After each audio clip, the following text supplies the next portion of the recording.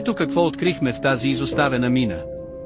Значи открихме тази мина и решихме да я проверим, оказа се твърде голяма, затова решихме за момента да се върнем преди да се изгубим вътре, но по пътят назад наистина се изгубихме, но видяхме някаква светлина идваща от дълбените на едно от разклоненията. За миг напълних гащите, реших, че тунела се е срутил и пред мен е светлината за рая. Все пак решихме да видим откъде е светлината. Преминахме през много тесен тунел, където се наложи да пълзим. Не след дълго пред нас се разкри това разклонение, а след него и тази гледка. Отвъд имаше пътека, която последвахме.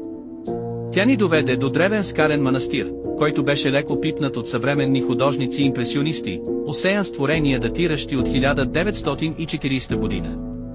След още малко вървене по пътеката стигнахме до този кръст, който обозначаваше краят на нашата разходка.